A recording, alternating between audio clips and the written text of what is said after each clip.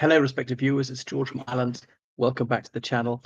Anyway, in this video, I'm going to comment on Rachel Reeves's recent statement. So Rachel Reeves is the Chancellor of the Exchequer in the United Kingdom, and of course, she's female to hold that post.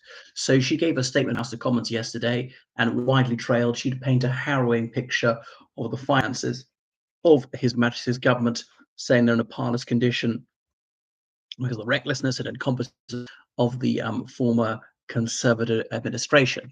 So everybody saw this coming for weeks ago before the election. Said, yeah, Labour's going to get in and say, oh, well, we've examined the accounts now and things are far worse than we anticipated. It's absolutely horrific. And it's going to be just of tax rises and spending cuts and so on.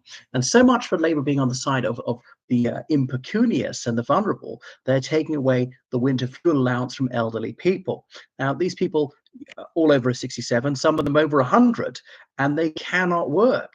They're decrepit, they're just so old, nobody employment in there, even though they're willing to work and so on. So there's no way they could earn more money, and that's being taken away from them. Now, admittedly, some of them are very affluent, but some of them are on very modest pensions and have to watch every penny. It's very difficult to heat and to eat. So this may well kill some of them. And what would be more sensible would be a targeted benefit at those on more modest incomes who actually need it, and then not waste money on the super rich and just give it to the needy. So that will play very badly. Now, why is Labour taking it out on the elderly? That's because few old people vote Labour. You can guarantee that Conservatives are going to say the first policy commitment for the next Conservative manifesto, they could say it now, is we're going to restore that winter fuel allowance. Because that's obviously a key demographic for the Conservatives. That's about 10 million pensioners are affected. So there's also a sobering thought that 10 million out of 70 million people in the UK are pensioners. So 1 in 7. That's how many? So something like 14%. Anyway, she said that there's a black hole in finances, and therefore she's obliged to take determined action to restore the situation. So she's made all sorts of accusations against the erstwhile Chancellor Exchequer, Jeremy Hunt. He's still the shadow Chancellor. But in fairness to the Socialists, there's probably some merit in what they say. Now, yes, a lot of public accounts are public, and the public is allowed to see them. There's a freedom of information. There's a right to see. But, they're calculating these things. They don't publish things on the first day. They've got to work out. A lot of it is based on estimates, how much it's going to cost. This is the lowest estimate. That's the highest estimate. And the Conservatives tended to go with a lower estimate as the correct one. And if that's wrong, then the government could have to spend hundreds of millions of pounds more on some projects than anticipated, even billions and so on. So Labour claims it's a 22 billion hole in public finances. But bear in mind, the how much the UK government spend each year is well over a trillion pounds. It's coming up for 1.5 trillion pounds. So have to make some difficult decisions. So these winter fuel allowances, they're worth up to 300 pounds over those sort of 3 or 4 months. And they said that the government was sort of spending like a drunken sailor. Right. But now Simon Case, the cabinet secretary, he's resigning. I'm not sure if that's quite true. But anyway, so Mr. Hunt has denied all the claims by Miss Reeves, and saying that what you're doing is really disparaging the civil service, which is apolitical. But they say that Labour says that Hunt was actually very unrealistic and dishonest. Other things like Labour's not going to deport people to Rwanda. Okay, so therefore you're going to have to you have to accommodate people in the UK, which is going to cost way more, and provide them with healthcare and food, and if they're under 18, education, and. So that's going to be way more expensive.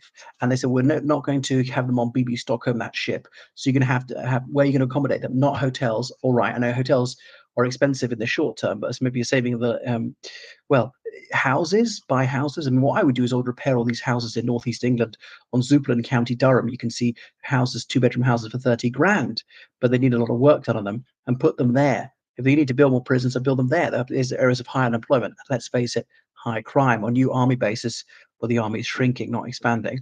So all sorts of problems that need to be sorted out. Now, but at the same time, Rachel Reeves, she announced that they were increasing spending on public sector pay, and this was inflation busting. But she said that's partly to catch up with below inflation pay rises for years. But Labour's also lying, say they inherited the worst economic situation since 1945. That's definitely not true. It's still pretty bad in 1951 when the Conservatives came back in, or let's say 1970 when the Conservatives came in, when the pound had lost a lot of value. Or I mean 1974, February 1974, when Labour came in, when there was rising inflation and strikes and rising unemployment. And 1979 in the UK, which had a horrific inflation, it was it 15% high and rising unemployment, and strikes as well. So by the time Labour came in 1997, it was very, very rosy indeed. So when the Conservatives came in 2010, I mean, inflation wasn't too bad. Employment was something like 8% and rising. So that was, and there was a huge public debt. Admittedly, it's a difficult situation for Labour to take over, but the economy is growing. Unemployment is low, like 4%. Inflation is very low, like 2%. You wouldn't want it much lower than that. You get into deflation territory. But yes, there is the highest spending since 1952 and high tax. Labour's supposed to like high tax. But there would have to be, how else are you going to cope with COVID? No lockdown, no payments to keep people going, to keep businesses afloat. What were you going to do about the Ukraine refugees? Were you not going to also beef up the armed forces? So these were two sort of black swan events came along at the same time. No sooner were we out of lockdown, really, than the Ukraine war came along. So, and Labour said, well, we have to do all this. Would actually been more stringent on lockdown, would have cost the economy even more, and would have probably done even more for refugees. And by scrapping the Rwanda plan, even more people are coming over now. There are 90,000 people in the asylum backlog. Now, Labour may well declare an amnesty. Okay, well, that will save money in the short term. You can stay here permanently and work. Okay, we don't have to pay for you. But on the other hand, that'll encourage even more people to come, and the hope there'll be another amnesty. Now, Conservatives will find it difficult to lacerate Labour for this, because John Major's administration did the same thing 30 years ago to clear the backlog. Because what else can you do? Because these claims are taking 18 months to process. And I know what is asked at the calls. I won't say how, but I do know what a Home Office interview is like with these people. Try and determine, you claim you converted from Islam to Christianity in a Sharia state. What tell me a passage in the Bible that you really believe in. What is Christianity to you? How often do you worship? Where do you worship? You claim you're homosexual. When did you realize that if they're in a country where homosexual activity is illegal? But the inflation busting pay rises, and some of these are sensible, because it's going to be 22% pay rise for junior doctors over 2 years. Well, you had to, because you weren't going to recruit enough, more people were going to leave, and so on.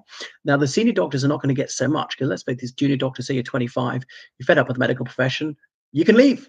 But a senior doctor, you're in your 60s, coming up to retirement, they're not going to leave, because they made their decision. It's too late to switch to another profession. They'll just see it out. They've accepted it. And obviously the salaries are not so low, starting with the lowest paid. So there's recruitment and retention ties into crisis and teaching. So I think that they had to do that. Is that something like 5.5% civil servants, because there are more strikes? And one thing is, if you have strikes, the NHS, that costs the government a lot of money. In these operations have to be rescheduled. The doctor's on strike, the nurse is on strike. Sometimes the nurse can't do that much without the doctor, and so on. People's medical condition gets worse because the operation or whatever is delayed. And as for teaching, you're having to hire in supply staff, so that they're going to get paid £200 a day. The agency's going to get another £100 a day on top of that. It's worse for the children because there's no continuity and stuff like that. Civil servants, because there'll be more strikes. I mean, frankly, we just have far less bureaucracy, so we wouldn't need so many civil servants.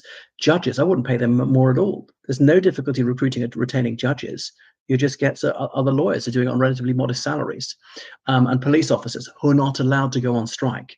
But you have to, because there's a recruitment and retention problem. Morale is so low because they're always getting, monstered by the media. So I think some of the public sector pay increases are sensible, and didn't actually cost that much in the long run. But now, how are we going to pay for it all? There's going to be an autumn budget statement towards the end of October, and she's priming us for that. So, what would I say? Brace yourselves for some eye-watering tax increases to pay for all this. They're scrapping some of these growth initiatives, like a bypass around Stonehenge. I mean, I think the bypass would be a good idea, but maybe this is not affordable under current circumstances. Obviously, environmental groups say good, because you're scarring the countryside by building that, and encourage people to use more public transport. Take the train, but it's too expensive. So Rachel Reeves, mixed feelings about her budget, mostly bad. Well, it's not quite a budget, but her spending commitments. Thanks for watching the channel. Make sure you subscribe on Patreon, donate on PayPal, georgecallahan79@gmail.com. Goodbye.